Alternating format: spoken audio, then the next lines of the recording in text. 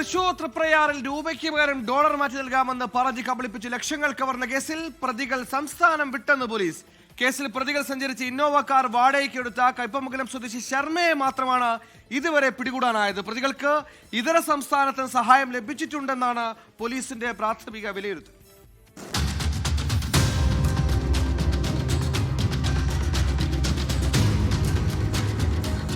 തൃപ്രയാർ ആമനത്തുകുളങ്ങര ക്ഷേത്രത്തിന് സമീപത്ത് വെച്ച് കാറിലെത്തിയ സംഘത്തെ ആക്രമിച്ച് 16 ലക്ഷം രൂപ കവർന്ന് 3 ദിവസം പിന്നിടുമ്പോഴും പ്രധാന പ്രതികളിലേക്കെത്താൻ പോലീസിന് കഴിഞ്ഞില്ല. കേസിൽ കയ്പമംഗലം സ്വദേശി ശർമ്മ എന്ന യുവാവിനെ മാത്രമാണ് പിടികൂടാൻ പോലീസിന് കഴിഞ്ഞത്. കവർച്ചാ സംഘത്തിൽ 12 പേരുണ്ടായിരുന്നുവെന്നാണ് അന്വേഷണ സംഘത്തിന് ഇയാൾ നൽകിയ മൊഴി. പ്രതിയെ ഇന്നലെ തന്നെ കോടതിയിൽ ഹാജരാക്കി റിമാൻഡ് ചെയ്തിരുന്നു. മുഖ്യപ്രതി രഞ്ജിത്ത് അടക്കമുള്ളവർ തകൃതിയായി അന്വേഷണം പുരോഗമിക്കുന്നതിനിടെ സംസ്ഥാനം വിട്ടെന്നാണ് പോലീസിന് ലഭിച്ചിരിക്കുന്ന വിവരം. ഇവർ കർണാടകത്തിലെ മൈസൂരുവിലോ ബംഗളൂരുവിലോ എത്തിയേക്കാമെന്നും പോലീസ് കണക്കുകൂട്ടുന്നു.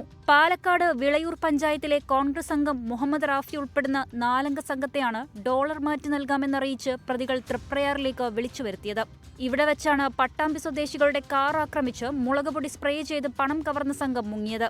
കോൺഗ്രസ് പഞ്ചായത്ത് അംഗം നൽകിയ മൊഴി പ്രകാരം 16 ലക്ഷം രൂപയാണ് നഷ്ടപ്പെട്ടതെന്ന് പറയുമ്പോഴും കൂടുതൽ പണം ഇവർ കൊണ്ടുവന്നിരിക്കാമെന്ന് അന്വേഷണ സംഘം സംശയിക്കുന്നുണ്ട്.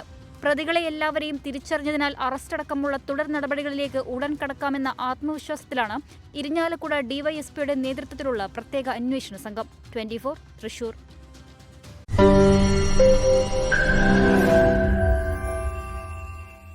ലോകത്തെവിടെയായാലും ഏത് സമയത്തും 24 വാർത്തകളും ഓഗ്മെന്റഡ് റിയാലിറ്റി പാക്കേജുകളും എക്സ്പ്ലെയിനറുകളും വിശദമായി കാണാൻ ഞങ്ങളുടെ യൂട്യൂബ് ചാനൽ നിങ്ങൾക്ക് സബ്സ്ക്രൈബ് ചെയ്യാം.